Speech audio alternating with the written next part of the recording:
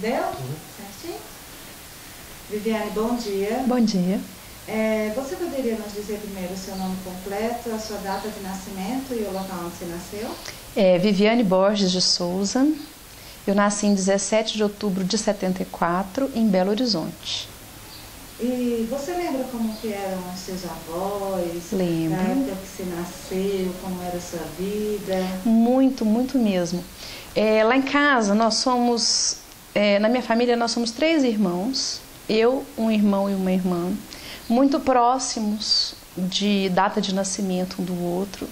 Então a gente sempre teve assim muito contato, e eu acho que o fato de a gente ser 3 crianças pequenas fez a minha mãe e meu pai se envolverem muito com a gente, e nós fomos sempre uma família muito unida. Meus avós, meus tios. Eu venho de uma família muito grande. Na casa da minha mãe são 12 irmãos. E na casa do meu pai são 4 irmãos. Então tio, primo, eu tenho primo de todas as idades. E eles sempre foram muito presentes na nossa família. Mesmo eu tendo nascido em Belo Horizonte e morado lá um bom tempo, com a minha família toda aqui em Uberlândia, avós e tios, a gente sempre vinha para cá nas férias de julho, de dezembro e de janeiro. Então, ficava em casa de primo, dormia junto, brincava junto, tomava banho junto, aquela história toda, né? E, assim, meus avós muito presentes também. E quais as brincadeiras que vocês mais gostavam de fazer? Olha, lá em Belo Horizonte, a gente chamava de queimada. Aqui era carimbada. Divide o time, um para cada lado, e aí a gente vai com a bola tentando queimar um ao outro, e aí quem queima vai para o fundo do campo adversário, né? Tentar pegar as bolas de rebote. Então é bem interessante. Outra brincadeira que a gente gostava muito e que a gente lembra até hoje, e a minha irmã brinca com os filhos dela hoje, é brincar de gatinho Mia. Eu não sei se você conhece. A gente entra num quarto escuro, esconde, e um último entra com os olhos vendados e vai procurando. Quando ele bota a mão em alguém, ele pergunta, gatinho, Mia? E pelo miado ele tenta descobrir qual que é o gatinho que está ali, né? E desse jeito a gente entrava nos quartos da casa da minha avó e entrava dentro do guarda-roupa da minha tia, embaixo da cama, dentro do cesto de roupa suja, atrás do armário, em cima do armário. Então, assim, a minha tia, aí de repente ela abria a porta, sai, todo mundo, não quero gato aqui no meu quarto, não. Vai sair gatinho de tudo que é lado. E eu saindo gatinho atrás da cortina, debaixo da coxa, debaixo da roupa de cama, né? E, bom, enfim, era muito gostoso. E eu tive uma infância muito feliz, sabe? Muito, muito completa. E a sua adolescência foi lá em Belo Horizonte? Foi. Quando eu fiz 15, antes dos 16 anos um pouco, eu me mudei para Araguari. Meu pai foi transferido no trabalho dele, de Belo Horizonte para Araguari, por interesse próprio, porque a intenção dele, quando foi para Belo Horizonte, meu pai casou com a minha mãe, foi para lá e sempre teve vontade de voltar para a região. E surgiu a oportunidade dele voltar para Araguari. Como é muito próximo, ele aceitou a oportunidade de transferência e veio. Então foi um pouco antes de eu completar 16 anos. E vim para Araguari, moramos 5 anos lá. E a minha adolescência foi Belo Horizonte e Araguari. Então foram 2 extremos. Quer dizer, eu saí de Belo Horizonte, onde eu tinha assim o colégio distante da minha casa, tinha que pegar ônibus, tinha uma logística mais complicada, né, para fazer um curso de inglês, para fazer qualquer coisa que eu precisasse. E fui para Araguari, onde tudo era muito fácil de ser feito a pé, todo mundo conhecia todo mundo. Assim, era como se não houvesse mais perigo. A gente saiu de um lugar onde era cercado de cuidados para um lugar onde não tinha perigo nenhum, então não tinha tanta necessidade de cuidados assim. E aí eu conheci muitas pessoas lá em Araguari, não perdi os meus amigos de Belo Horizonte, tanto que até hoje a gente se reúne uma vez por ano para encontrar assim, aquela turminha que foi de colégio, desde a 5ª série lá em Belo Horizonte. E tenho os meus amigos de Araguari também, então foi uma adolescência muito gostosa, sabe? Muito boa. E o que você e seus amigos lá da escola, o que vocês mais gostavam de fazer? Na escola, quando eu era pequena, lá em Belo Horizonte, criança pequena em Belo Horizonte, a nossa diversão era trocar papel de carta, que nem tem mais, nem carta, nem muito menos papel de carta, né? E pular elástico. E eu era boa nisso, sabe? Eu gostava muito de pular elástico. Eu confesso que papel de carta não era o meu forte, não. Eu não tinha muito tino comercial, então eu não trocava bem, não. Mas para pular elástico eu era muito boa. Hoje eu acho que eu não consigo mais porque o meu joelho já não é a mesma coisa de antes. Enfim, era muito bom. E em Araguari a gente tinha uma turminha e isso, assim, o engraçado disso tudo é que eu e os meus irmãos sempre saímos juntos, sempre brincamos juntos. E os meus colegas também tinham irmãos que eram colegas dos meus irmãos. Então era uma turma muito grande e uma turma muito boa, onde todo mundo era amigo de todo mundo. Lá a gente gostava muito de ir pra praça, fazer luau, cantar, conversar, sem beber nada, sem fumar, sem fazer nada que não pudesse. A sentar na grama da praça e ficar conversando. Tinham 2 amigos que tocavam violão. E isso era muito gostoso de fazer, sabe? Eu acho que isso é uma das coisas que a gente só faz em cidade pequena, num lugar que você tem confiança de ficar sentado na praça. Que eu acho que, eu nem sei se hoje ainda é assim lá. Mas era muito bom. Como que foi na sua escola, depois em Araguari? Como que evoluiu o seu processo? Olha, eu sempre tive notas boas. Na escola, eu nunca tirei uma nota vermelha, até o 3º colegial. E eu tinha muita facilidade, principalmente com português e matemática. E eu gostava de reunir o pessoal lá em casa e tirar dúvida de colega, ajudar colegas. Os colegas pediam, posso ir lá estudar com você? Então, eu tinha um grupo de estudo de matemática. Nesse eu só ensinava, eu só ajudava. E eu tinha um grupo de estudo, participava de um grupo de estudo de história. Nesse eu aprendia, porque eu não sabia nada. Então eu tinha colegas que me ensinavam também. Então assim, eu me dei muito bem lá em Araguari. Tanto que em Belo Horizonte eu estudava em colégio estadual. Como eu fui para Araguari, meio de ano, foi no meio de 1990, eu entrei numa escola particular. E logo entrei no meio do 1º colegial. Quando foi no meio do 3º colegial, eu prestei vestibular, meio sem saber o que eu queria, meio na dúvida ainda se era a hora, porque eu estava no meio do 3º colegial, prestei por experiência e passei. E como eu estava no colégio particular, houve a possibilidade deles fazerem uma regra de 3 nas minhas notas e eu entrar na faculdade. Então eu entrei na faculdade no meio do 3º colegial, sem concluir o colegial, sem ver o resto das matérias. Então tem muita coisa de 3º colegial que eu nunca vi. Por exemplo, química orgânica, eu não sei nem o que é. Sabe assim, eu não precisei disso para o vestibular. Não precisei disso em hora nenhuma da minha vida. Talvez até ainda vá precisar. Até eu tenho alguns planos que um deles é isso, é buscar retomar algumas coisas que eu posso ter perdido nessa fase. Mas assim, quando eu tiver tempo, né? Então...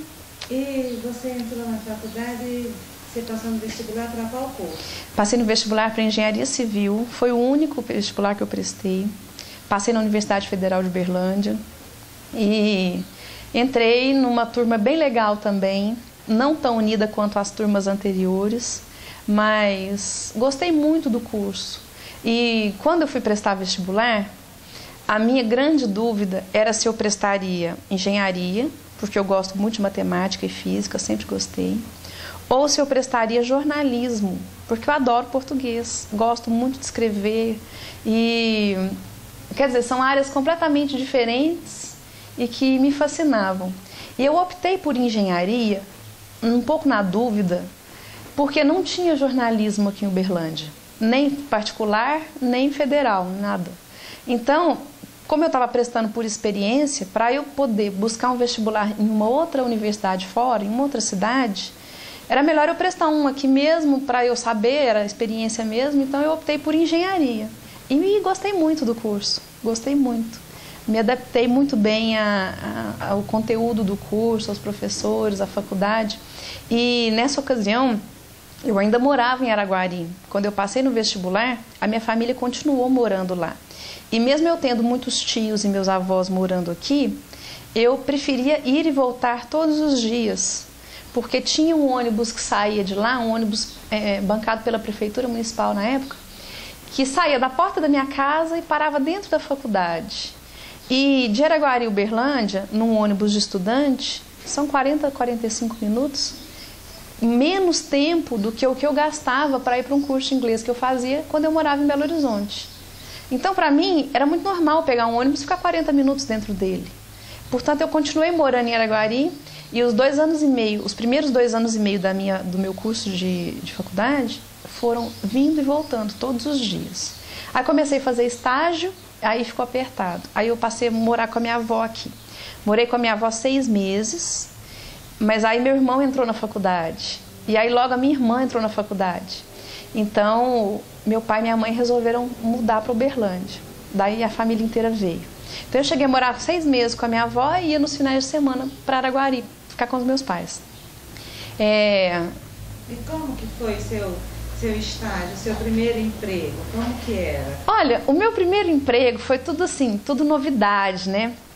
Imagina você, uma moça novinha, chegando num canteiro de obras que é um ambiente extremamente masculinizado e com pouca base teórica, porque 2 anos e meio de curso, é metade do curso, a gente nem entrou ainda na parte específica da engenharia civil, então eu não tinha muito a contribuir, exceto assim, pela questão de organização, controles e mais aprender mesmo, né, que é a própria função do estágio. Então, a primeira vez que eu cheguei no meu canteiro de obras, que eu já tinha conversado com o pessoal do escritório da empresa, a peãozada começou a mexer comigo, né? E eu de calça jeans, camiseta, assim, tênis. E aí eu entrei na obra e falei bom dia para todo mundo, assim. E aí eles ficaram meio sem graças e falaram assim, ela é filha do engenheiro, ela deve ser filha do engenheiro. Não, eu não era, eu passei a dividir o horário de trabalho com o pessoal ali. E assim, embora isso tenha criado um certo constrangimento no começo, o pessoal conversava comigo sem olhar para mim, assim, meio com vergonha de como eu entrei na obra, de como eu cheguei, né? Isso foi legal. Depois eu consegui fazer uma amizade boa com a turma. E uma coisa interessante é que o mestre de obras que trabalhava nessa obra, eu fui reencontrá-lo há uns 2 anos atrás, eu já trabalhando na Caixa Econômica, onde eu trabalho hoje, e ele responsável por um canteiro de obras de uma empresa. E eu fui lá resolver um problema. A obra estava ocorrendo uma denúncia de serviços errados, de descumprimento de projeto e atraso de cronograma. E aí quando eu cheguei lá, que eu vi quem era o mestre de obras, foi muito mais fácil de lidar com a situação e de entender os problemas da obra e fazer um relatório legal e montar. Então, assim, são amizades que eu trouxe, sabe? Que eu tenho até hoje. Então é muito legal. E como que foi, assim, a evolução do seu trabalho depois que você concluiu o estágio, quando você concluiu o curso? Eu estagiei do 5º período para frente, até o 10º período. E assim que antes de eu formar, faltando uns 2 meses para eu formar, o engenheiro da obra onde eu era estagiária me arrumou um emprego. Ele falou, olha, você já está quase formando, eu estou sabendo de uma vaga, que estão precisando de um engenheiro. Era uma ocasião, uma conjuntura, onde não estava muito fácil conseguir emprego não, sabe? Estava assim meio concorrido na nossa área de engenharia. E aí ele me arrumou um emprego numa imobiliária, na parte de manutenção. Lá eu era encarregada de fazer o seguinte, toda vez que entrava um imóvel novo para ser alugado na imobiliária, para ser vendido, eu tinha uma equipe que ia lá, fazia uma vistoria inicial, verificava quais que seriam as obras para deixar aquele imóvel mais atrativo, mais valorizado, e a gente fazia um orçamento, fazia uma proposta para o proprietário e que se ele aceitasse, a gente fazia aquela obra para melhorar o imóvel. E, da mesma forma, nos imóveis que estavam desalugando para voltar para o proprietário ou para serem realugados, eu fazia também esse trabalho. Então, era meio assim, era manutenção e correção. Então, ele estava relacionado com engenharia, embora não fosse a mão na massa de uma forma bem direta, né? E eu fiquei 1 ano e meio nesse trabalho. Depois disso, eu resolvi mudar de emprego, arrumei outro emprego, resolvi estudar mais um pouco, resolvi fazer uma especialização. Aí entrei num curso na Universidade Federal de Uberlândia também, que era a especialização em gestão empresarial. E eu fiz esse curso, foram 2 anos de curso e conheci muita gente legal também. E nesse meio tempo, nesse intervalo, enquanto eu estava fazendo o curso, eu consegui entrar na Prefeitura de Uberlândia, na Secretaria de Desenvolvimento Urbano, na parte de projetos lá também. E lá dentro eu tive uma mobilidade muito grande. Eu passei em diversos setores, porque eu entrei contratada. Então vencia aquele contrato, eles renovavam numa área próxima daquela, né? Então fiquei na Prefeitura de Uberlândia um tempo. Depois que eu saí da Secretaria de Planejamento, passei para a Secretaria de Habitação. Fui trabalhar com programas sociais, na verdade, assim, a construção de conjuntos habitacionais. E nessa ocasião eu resolvi fazer mestrado em habitação popular. Eu estudei a geração de entulho em canteiros de obra de habitação popular mesmo. A geração, de onde vinham esses resíduos, esses entulhos que são gerados, o que continha, o que esses entulhos significavam em termos de custo, de material, e quanto que era de entulho que era gerado numa obra de autoconstrução, de habitação popular. Porque a gente tem muito, até hoje a gente tem muito dado de entulho, de desperdício, de resíduo, mas de empresa, de canteiro de obras profissional, de PBQPH, de algumas coisas assim, medidas, que têm condição de serem medidas. Em canteiro de obra popular, em que o pedreiro não é profissional, em que é autoconstrução, em que nunca se sabe exatamente qual que é a procedência do material, muita coisa ganhada, isso a gente não tinha nenhum dado que pudesse nos fornecer os resultados do entulho gerado. Então eu fui trabalhar com isso. Eu peguei um conjunto habitacional da prefeitura que estava no início, e um conjunto de 50 unidades, 50 casas populares, lá no conjunto, no bairro Campo Alegre, e fui estudar isso lá. Nessa ocasião eu conheci o pessoal da Ação Moradia, o Oswaldo e o Dedé. Na prefeitura, eu era diretora de habitação popular nessa ocasião. E o pessoal da Ação Moradia, eles estavam à procura de terrenos onde eles pudessem construir as casas em solo cimento. Até porque a Ação Moradia surgiu disso, de construção de casas, né? Então, na ocasião, o meu chefe da prefeitura falou para mim, olha, vamos arrumar uns terrenos para esse pessoal que eles merecem, eles são bons, o trabalho deles é sério. E quando eu tive a oportunidade de conversar com o Dedé e com o Oswaldo, eu vi que eram sérios mesmos. Eles eram sérios, assim, no sentido de querer fazer alguma coisa e se empenhar para isso. E eu percebi que tinha toda a instituição atrás e que o negócio ia ser bom. E conseguimos arrumar os terrenos, não foi fácil. Tinha uma corrente dentro da prefeitura de pensamento contrário a isso, de que mexer com ONG não funciona. E, enfim, o Oswaldo deve ter explicado isso melhor. Aí, quando eles começaram quando ficou acertada a questão dos terrenos, que eles foram para começar a construção das casas, eu já tinha saído da prefeitura. Daí eu tinha resolvido sair da prefeitura para estudar para concurso. Eu queria mudar de emprego, eu queria dar uma melhorada, e eu fui estudar para concurso. E aí, na época, eu falei para o Oswaldo e para o Dedé assim, falei, olha, eu posso ajudar vocês, que eu vou estar estudando para concurso, talvez eu pegue metade do meu dia e use nos meus estudos, e eu posso ajudar lá no Campo Alegre, que eu já conhecia muito bem, com as casas em solo cimento. Então, na época, a gente acertou um valor para ajuda de custo, para eu pagar meu combustível, para eu conseguir me manter no Campo Alegre, né? E na época eu lembro que esse valor começou com R$500, depois passou para R$700.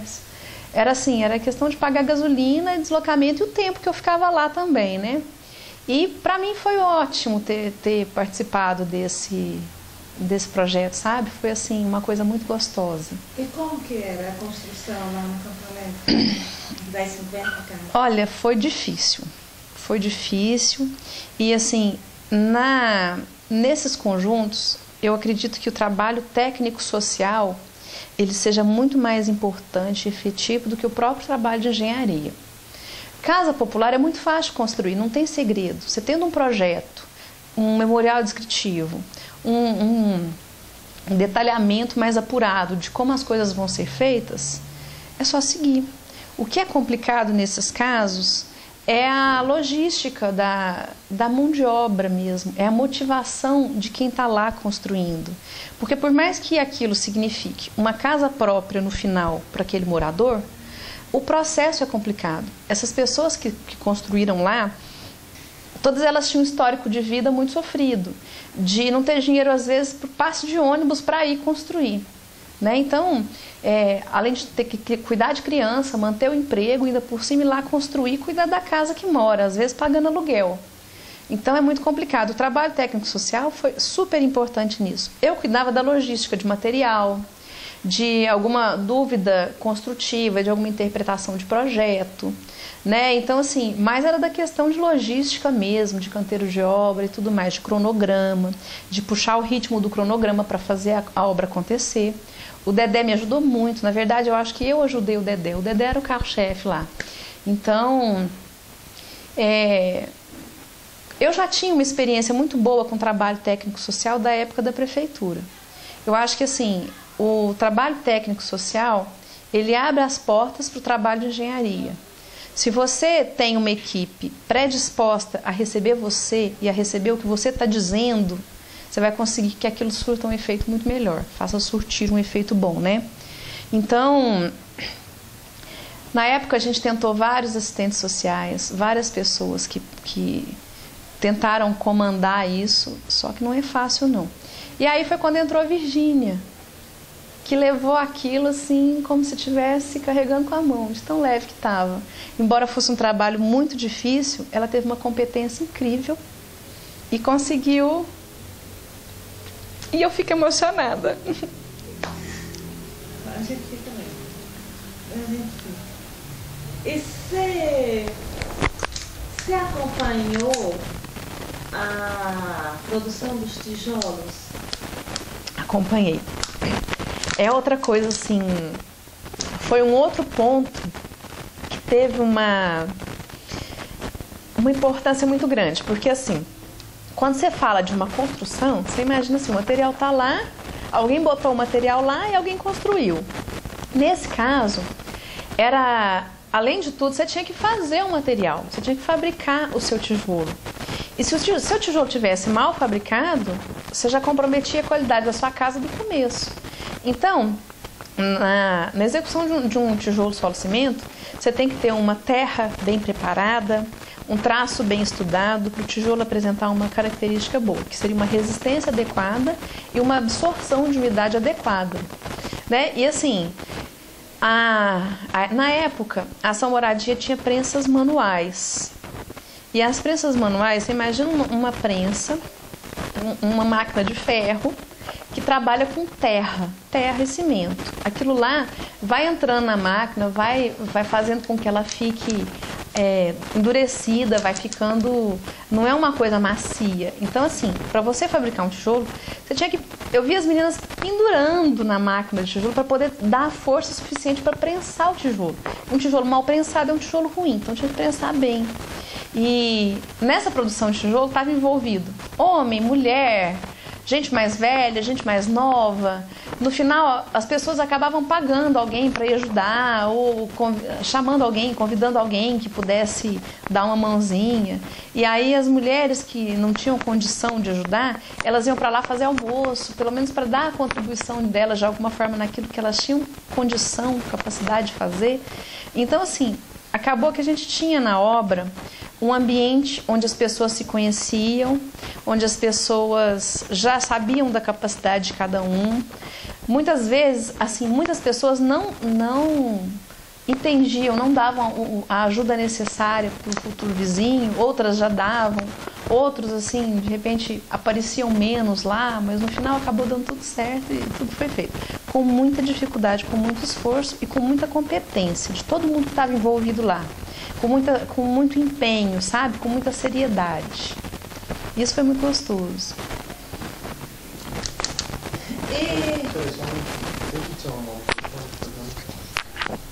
Passa pra cá, então. Fica bom? Melhorou? Ah! Eita!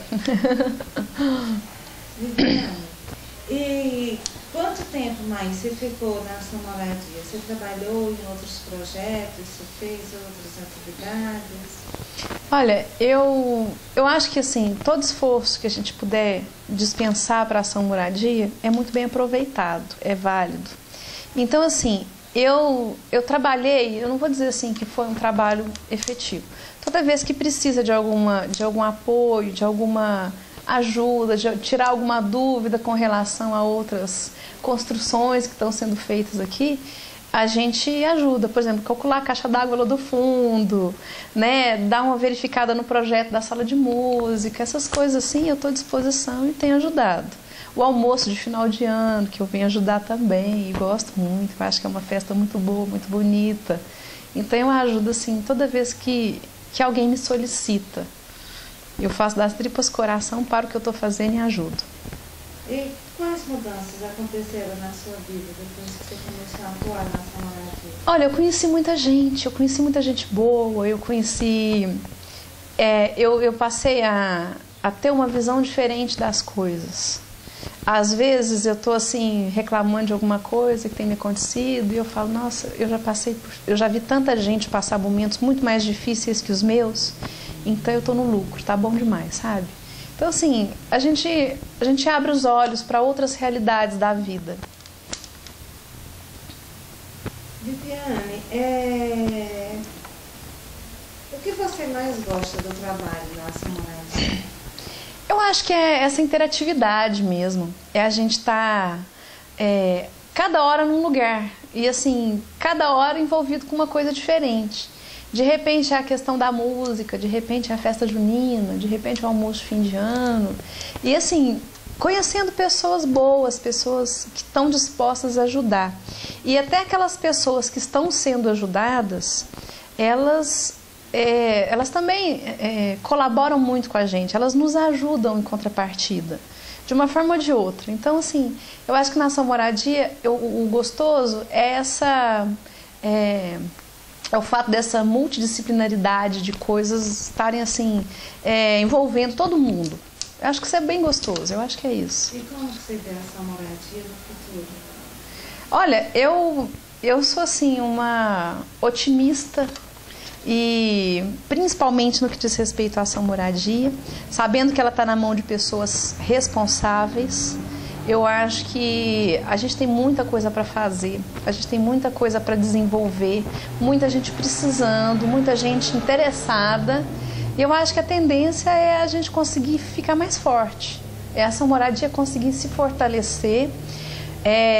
O nome Ação Moradia está ficando cada vez mais conhecido, gravado na cabeça das pessoas como uma instituição de responsabilidade. E eu acho que o futuro reserva muita coisa boa. E na sua vida?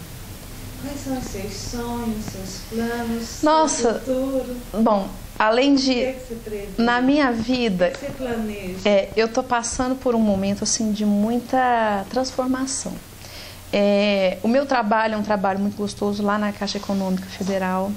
Eu estou desenvolvendo lá uma parte de inovações tecnológicas, que é uma parte muito gostosa também, uma vez que o mercado da construção está aquecido, faltando mão de obra, faltando material, a gente percebe que diversas empresas, diversas instituições Brasil afora e até de outros países têm trazido coisas novas, inovação tecnológica na área construtiva.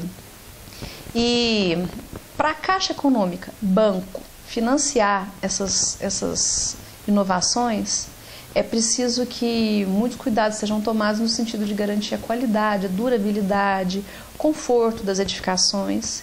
E eu estou numa equipe da Caixa Econômica, que fica localizada na Matriz, em Brasília, que cuida disso. Então, quer dizer, eu estou tendo a oportunidade lá de descobrir muita coisa legal Brasil afora e estou numa equipe, de certa forma, elitizada, que está cuidando dessas coisas. Então, eu estou assim, com uma perspectiva muito boa de crescimento profissional na Caixa Econômica. Tanto aqui, se eu ficar aqui no meu setor, quanto se eu for dar continuidade nesse trabalho de inovações. E eu estou terminando de construir minha casa própria, quer dizer, depois de ajudar a construir dos outros, eu estou construindo a minha. Então eu quero ver se eu consigo terminar minha casa, casar, E aí sim, vou arrumar os meus filhos, né? E vou tocar a minha vida conciliando a parte profissional e a parte pessoal. E eu estava comentando com você agora há pouco que a casa que eu estou construindo fica próximo daqui. E fica mais fácil ainda para estar vindo aqui ajudar, participar mais. E com certeza depois que eu ficar menos atribulada com as minhas coisas pessoais, eu quero me dedicar um pouco mais a essa moradia. E o futuro esposo? Também, ele gosta muito ele acha que o trabalho da ação moradia, é lógico que eu tenho culpa nisso, eu faço a opinião dele ficar tendenciosa, né? Então, ele acha que o trabalho também é legal, é bem